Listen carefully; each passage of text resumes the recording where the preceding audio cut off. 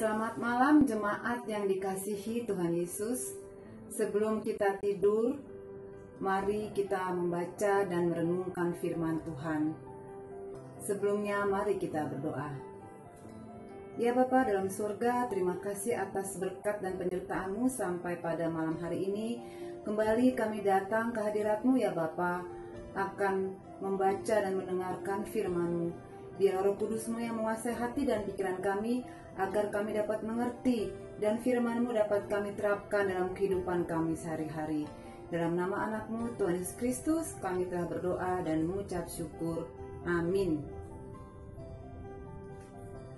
Saudara-saudara yang terkasih, firman Tuhan pada malam hari ini kita ambil dari 2 Korintus 8 ayat 1 sampai 7 dengan tema melayani bukan dilayani. Saudara-saudara, kami hendak memberitahukan kepada kamu tentang kasih karunia yang dianugerahkan kepada jemaat-jemaat di Makedonia. Selagi dicobai dengan berat dalam pelbagai penderitaan, sukacita mereka meluap, dan meskipun mereka sangat miskin, namun mereka kaya dalam kemurahan. Aku bersaksi bahwa mereka telah memberikan menurut kemampuan mereka, bahkan melampaui kemampuan mereka.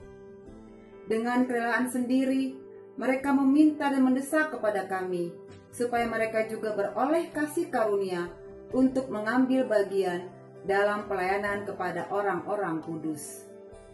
Mereka memberikan lebih banyak daripada yang kami harapkan. Mereka memberikan diri mereka, pertama-tama kepada Allah, kemudian oleh karena kehendak Allah juga kepada kami. Sebab itu kami mendesak kepada Titus, supaya ia mengunjungi kamu dan menyelesaikan pelayanan kasih itu sebagaimana ia telah memulainya. Maka sekarang, sama seperti kamu kaya dalam segala sesuatu, dalam iman, dalam perkataan, dalam pengetahuan, dalam kesungguhan untuk membantu, dan dalam kasih-Mu terhadap kami, demikianlah juga hendaknya kamu kaya dalam pelayanan kasih ini. Amin. Saudara-saudara, salah satu perkataan Yesus yang tidak pernah muncul dalam kitab Injil, tetapi diingat dan diucapkan oleh Rasul Paulus adalah lebih berbahagia memberi daripada menerima. Kisah Rasul 20 ayat 35. Ada 2 kata yang dikaitkan erat oleh Tuhan Yesus, yaitu kata berbahagia dan memberi.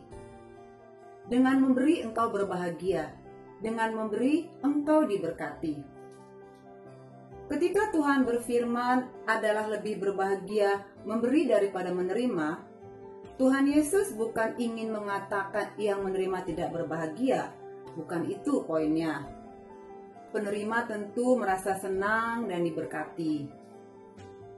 Yesus pernah berkata, "Aku datang bukan untuk dilayani, tetapi untuk melayani." Maka keinginan atau passion Yesus yang terbesar bukan memberi, bukan menerima, tetapi memberi. Maka menurut kitab suci, orang-orang yang memiliki spirit seperti itu adalah orang-orang yang berbahagia. Itulah the blessing of giving, kebahagiaan dalam memberi. Dalam perikop ayat di atas, kita belajar melihat sekelompok orang-orang percaya yang ada di Makedonia yang memberi dan mengerti apa artinya kebahagiaan dalam memberi. Mereka adalah gereja-gereja yang ada di provinsi Makedonia, yaitu kota Filipi, kota Tesalonika, dan Berea. Di situ jemaat Makedonia disebutkan mereka mengambil bagian dalam pelayanan kepada orang-orang kudus. Kata pelayanan di sini dalam bahasa aslinya menggunakan kata diakonia. Diakonia yang dimaksudkan Paulus waktu itu adalah ketika pada saat itu Paulus menjalankan pekerjaan pengumpulan dana untuk membantu orang-orang percaya yang menderita di Yerusalem. Mereka berada dalam kesulitan, miskin, dan menderita. Dan dalam perjalanan kelilingnya, Paulus mengumpulkan dana. Dia mengajak berbagai gereja untuk ambil bagian dan menjadi gereja yang melihat kebutuhan itu. Paulus bertujuan untuk memotivasi mereka dengan membandingkan sikap, bukan membandingkan jumlah yang diberikan. Sikap dalam memberi inilah yang ditonjolkan Paulus, bukan berapa banyak jumlah yang sanggup dikumpulkan. Paulus melihat sikap jemaat di Makedonia sebagai contoh teladan yang memberikan inspirasi. Jemaat di Makedonia merupakan contoh yang luar biasa. Karena sebenarnya saat itu mereka sendiri dalam penderitaan berat dan mereka sendiri sangat miskin. Tetapi penderitaan itu tidak merampas sukacita mereka. Mereka betul sangat miskin, tetapi kaya dalam kemurahan. Miskin tapi kaya. Ini paradoks. Kemiskinan mereka tidak menghalangi mereka untuk bermurah hati. Kayanya dalam kemurahan hati terbukti ketika Paulus mengatakan bahwa mereka memberi, bahkan melampaui kemampuan mereka. Jemaat Makedonia dan jemaat di Korintus itu kontras sekali. Yang satu miskin, yang satu berkelimpahan. Dari perbandingan ini ada hal yang ironis yang bahkan sampai saat ini masih kita temukan, yaitu tidak selalu orang yang punya kelebihan adalah orang yang paling murah hati. Yang sering malah mereka yang mungkin tidak punya banyak, tetapi punya hati memberi. Pelajaran penting yang kita peroleh adalah bahwa memberi lebih merupakan masalah hati daripada masalah keadaan. Apa yang bisa membuat mereka seperti ini? Karena mereka memberikan diri mereka pertama-tama kepada Allah di ayat 5. Sebelum bisa memberi diri kepada Paulus untuk ambil bagian dalam pelayanan itu, mereka terlebih dahulu memberi diri kepada Allah. Jadi mereka digerakkan terlebih dahulu bukan karena belas kasihan, tetapi karena Allah sendiri. Ada pelajaran yang kita pelajari dari sini, yaitu memberi uang dan memberi diri kepada Allah tidak bisa dan tidak boleh dipisahkan. Memberi uang seharusnya merupakan ekspresi dari komitmen pribadi kita kepada Tuhan. Tetapi sayangnya dan sering terjadi, memberi uang menjadi pengganti untuk komitmen pribadi kita. Harusnya menjadi komitmen pribadi kita dengan Tuhan.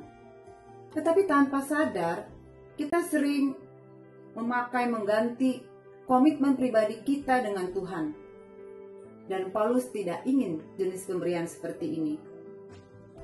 Pemberian yang benar selalu mencakup pemberian diri, bukan sekedar pemberian uang. Orang-orang yang memberi diri kepada Allah adalah orang-orang yang diarahkan dan dibentuk oleh Tuhan. Di sanalah mereka dimampukan oleh Allah sendiri untuk menjadi orang-orang yang bisa bermurah hati. Walau dalam keadaan sulit seperti jemaat di Makedonia, membuktikan bahwa hal itu adalah pekerjaan dan gerakan Allah sendiri dalam hati orang itu. Ada kasih karunia Allah yang dianugerahkan kepada mereka. Jika orang benar-benar mengalami anugerah di dalam hidupnya, maka ia tidak akan memakai kesulitan hidupnya sebagai alasan untuk tidak memberi. Orang yang memberi diri kepada Allah, berarti orang tersebut memberi dirinya untuk dibentuk oleh Allah dan mengarahkan hidupnya sesuai apa yang Tuhan kehendaki. Orang yang memberi diri kepada Allah adalah orang yang bisa berkata, "Ini diriku, ini hidupku, bentuklah dan pakailah Tuhan." Amin. Mari kita berdoa. Ya Bapa dalam surga, terima kasih atas firman yang telah kami dengar. Ya Bapa, firman itu dapat membentuk hati kami Bapa, agar kami dapat lebih banyak memberi Bapa. Biarlah kasih karunia-Mu yang tinggal dalam hati kami, sehingga kami dimampukan untuk bermurah hati. Bapa, sebentar kami akan beristirahat. Biarlah Bapa kami dapat tidur, dan besok kami dapat bangun dengan kekuatan yang baru yang daripada-Mu saja ya Bapa. Ampuni Bapa semua dosa-dosa yang telah kami perbuat. Semuanya ini kami minta melalui nama anak-Mu, Tuhan Yesus Kristus, Tuhan dan Juru Selamat kami yang hidup. Amin. Selamat malam jemaat, Tuhan Yesus memberkati.